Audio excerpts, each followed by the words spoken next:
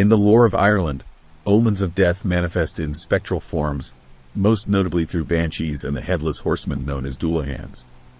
These beings, steeped in ancient Celtic mythology, serve as harbingers of doom, appearing to forewarn or signify imminent passing within noble families and rural communities alike. Among the tales of banshees, none is more renowned than that of the O'Brien family of County Clare. Ancient rulers of Thomond, the O'Briens bore witness to generations of eerie encounters with their familial banshee, a spirit uniquely tied to their lineage. Descriptions passed down through centuries depict a banshee as a figure of ethereal beauty and profound sorrow, clad in flowing white robes that shimmer like moonlit mist. Her long hair cascades in silver strands, framing a face marked by timeless grief and mournful eyes that mirror the shadows of impending loss. Every testimony a part of the historical record. The earliest documented incidents date back to medieval times, chronicled in manuscripts and annals that detail how the banshee's haunting cries echoed through the ancient halls of O'Brien castles. Legends speak of specific incidents where the banshee's presence preceded the deaths of prominent family members, her unearthly keening heard in the darkest hours before dawn. One poignant account tells of a young O'Brien heir, destined for greatness, whose life was cut short by illness. As the family gathered in mourning, the banshee's lament filled the air, signaling the passing of one whose lineage was bound to the ancient lands of Clare. One of the most notable incidents dates back to 1642, chronicled in the memoirs of Lady Fanshawe. Visiting Lady Honora O'Brien, daughter of the Earl of Thomond, Lady Fanshawe awoke one night to the sound of a voice and saw a pale woman's face with huge sad eyes peering through her bedroom window. The apparition's red-gold hair glowed in the moonlight as it spoke thrice in an unearthly tone before vanishing like a thick cloud. Lady Honora later revealed that her cousin had died that very night in the castle, confirming the banshee's appearance as an omen of death within the O'Brien family. Such chilling encounters underscore the banshee's role as a foreteller of tragedy, weaving folklore into the historical fabric of Irish aristocracy.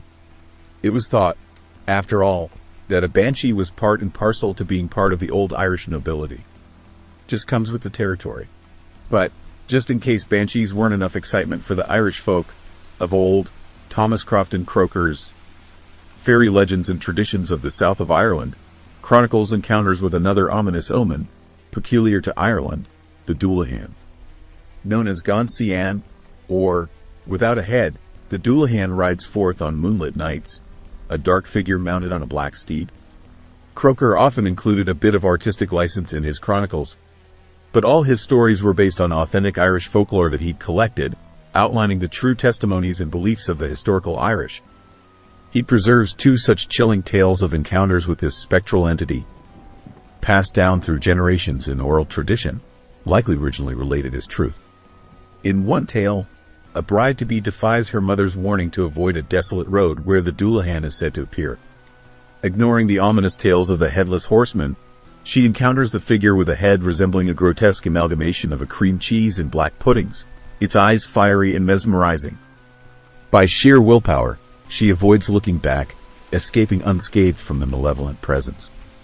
Another account recounts a traveler's harrowing encounter with the Dualahan on a lonely road under a spectral moon. As the traveler navigates the mist-shrouded lanes of rural Ireland, the Dualahan materializes, its horse's hooves thundering ominously. Frozen in terror, the traveler witnesses the headless figure's approach, its eyes blazing with an intensity that pierces the veil between the mortal realm and the supernatural. The Dualahan delivers a chilling prophecy of imminent death within the traveler's household, propelling them on a frantic journey home to find the prophecy tragically fulfilled.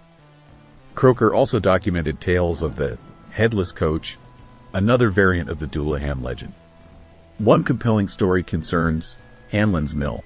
Michael Noonan, returning from Ballyduff, passed by the ruined mill of Old Hanlon and was startled to hear clacking noises as if it were still operational.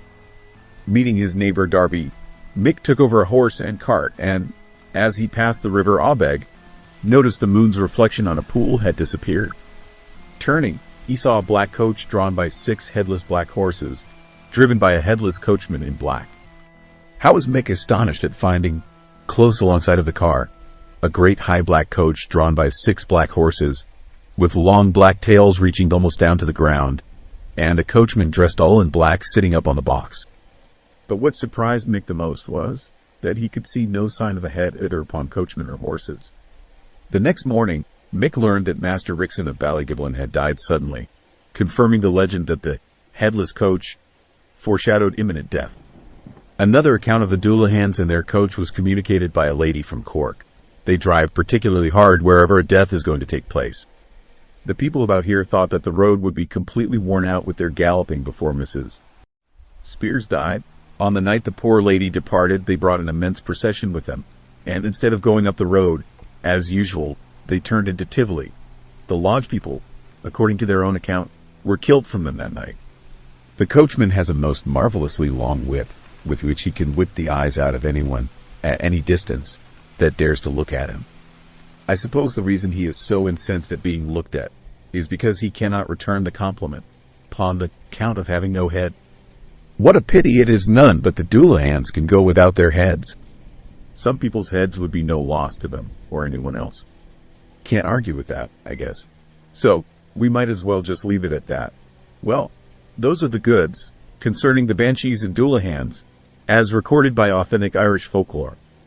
Might not be anything to it, true, but this is what has been reported over the course of Irish history. Are these legitimate supernatural creatures, though? An omen of death? Who knows? All I know is that if I see a guy with a cream cheese face coming at me on a moonlit night, someday, I'm running. That just about wraps up tonight's tale from Lorehound. Follow us as we sniff out more of history's most interesting stories. As the hound dog entered the dimly lit library, he sensed an aura of mystery surrounding the ancient scrolls. The dusty shelves towered above him as he sniffed his way through the labyrinth of books.